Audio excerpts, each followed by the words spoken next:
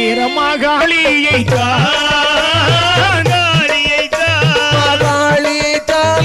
பகவான் பிறவி செய்ய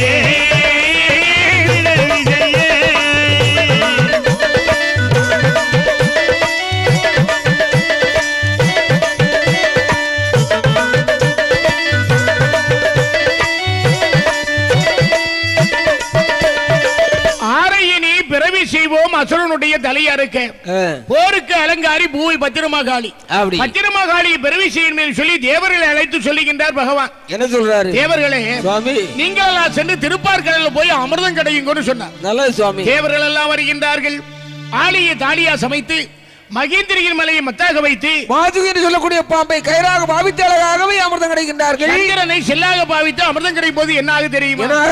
கடைந்த அமிர்தத்திலே முத்தவள் வந்து பிறந்தாள்.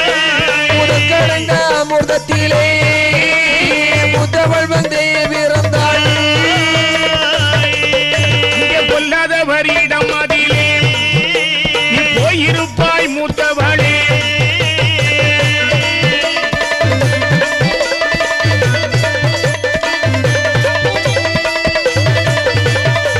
முதல் நாள் அமிர்தத்திலே மூதேவி வந்து பிறக்கிறார். சரி, அவளை போய் பகவான் முன்னால கொண்டு விட்டாங்க. பொல்லாதவர் இடமதிலே போய் இருப்பாய் மூத்தவளை வரம் கொடுத்து அனுப்பினார். சரி சரி சரி. இரண்டாம் நாள் அமிர்தத்திலே இளையவள் வந்து பிறந்தார். இரண்டாம் நாள் அமிர்தத்திலே இளையவள் வந்து பிறந்தார். நல்லவர்கள் இடமதிலே நாயகியே நீ இருப்பாய்.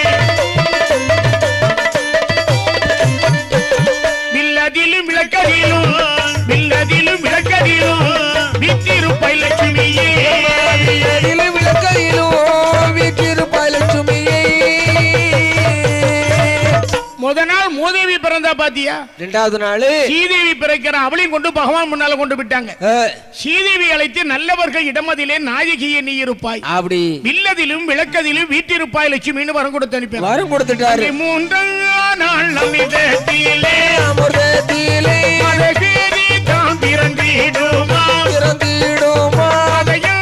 நீ தொலியுரித்து தொலியுரித்து யாரை தொலியுரித்து மகாதேவன் காலணிந்தார் காலணிந்தார்.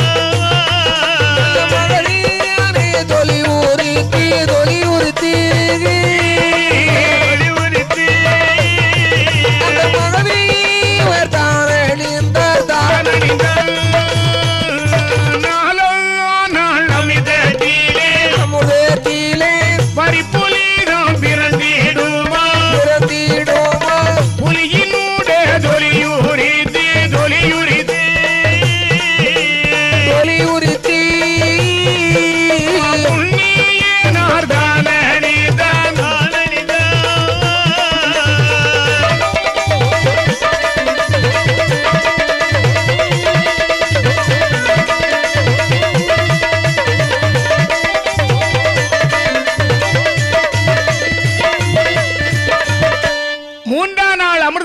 மதகரி பிறக்கிறது.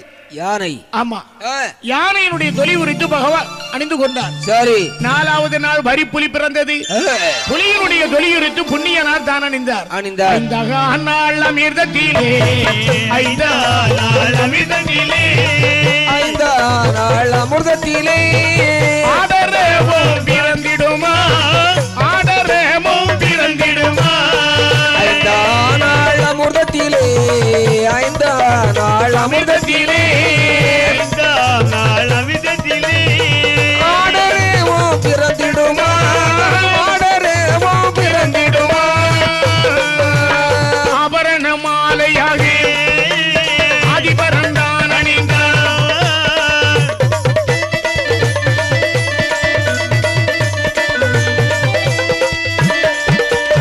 ஆறாம் நாள் அமிர்தத்திலே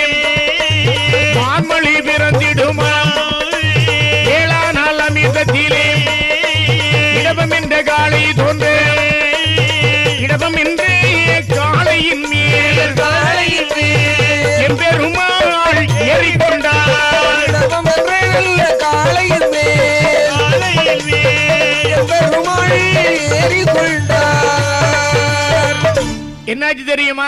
என்னாச்சு? 5வது நாள் அமிர்தம் கிடைக்கும் போது பாம்பு பிறக்குது, பகவான் கழுத்தில் மாலையா போட்டுக்கிட்டார். 6வது நாள் மான் மழு பிறக்கிறது, கையில எடுத்துக்கொண்டார். 7வது நாள் காளை பிறந்தது, வாகனமாக ஆக்கி கொண்டார். சரி. 8ஆம் நாள் அமிர்தத்தில் கட்டழகன் வேதாளை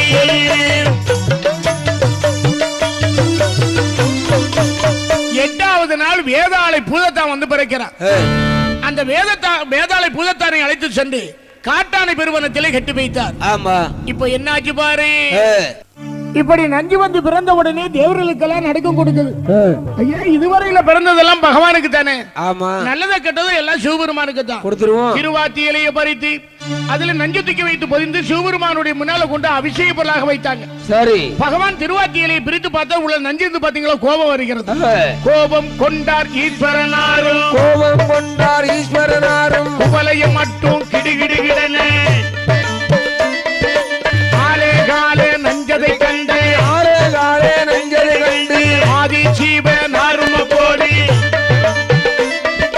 நஞ்சதை கண்டு கோபமே குண்டி, நஞ்சதை கண்டு கோபமே குண்டி, நாயகனாரும் உண்டாரப்போ கண்டிருந்த உமை பார்வதியாளும், கண்டிருந்த உமை பார்வதியாளும், கண்டத்தை உமையம்மை எட்டி பிடித்தார். ஏ சுந்தரனாரோட தொண்டை அதிலே, சுந்தரனாரோட தொண்டை அதிலே, தோகை உமையம்மை எட்டி பிடிக்க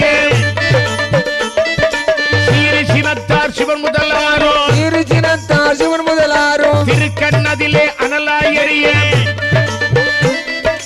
ஒரு கண்ணதிலே அனலாய் எரிய, ஒரு கண்ணதிலே அனலாய் எரிய, ஒரு கண்ணதிலே பூவாய் சொரிய, ஒரு கண்ணதிலே பூவாய் சொரிய, ஒரு கண்ணதிலே பூவாய் சொரிய, ஒரு கண்ணதிலே பூவாய் சொரிய. நஞ்சை கண்ட உடனே பகவான் சென்று அதை கோபத்தில் எடுத்து சாப்பிட்டார். பாத்தீங்களா? பக்கத்தில் இருக்கிற பார்வதி அம்மா பார்த்தா பகவான் நஞ்சை சாப்பிடுகிறாரே, ஓடி வந்து கண்டத்தில் அப்படியே கையை வைத்து பிடித்தார். அந்த நஞ்சானது கண்டத்தில் நின்றது. ஆகையினால தான் கரை கண்டன் அப்படின்னு சொல்றாங்க. சரி. இப்படி கண்டத்தில் நின்ற நஞ்சு என்ன ஆகுது? சிவபெருமானுக்கு கோபம் வந்து ஒரு கல்ல இருந்து தீயா வருகிறது, ஒரு கல்ல இருந்து பூவா வருகிறது. பூவாய் சொரிந்திடும் நயன மதியிலே, பூவாய் சொரிந்திடும் நயன மதியிலே, பூங்கொடி பத்திர காளி பிறந்தாள். பரமசிவனுட கோபக்கனலில், பரமசிவனுட கோபக்கனலில் 18 ஆயுதத்தோடு பிறந்தாள். பிறந்தாள் பத்திர காளிய நம்மை, பிறந்தாள் பத்திர காளிய நம்மை, பல மடவார் குறவைகள் பாடு கைதனிலே திரிசூலம் இலங்கு, கைதனிலே திரிசூலம் இலங்கு, கப்பரை மான்மொழி இலங்குது பாராய், பக்கச்சடையாம் பவளச்சடையா,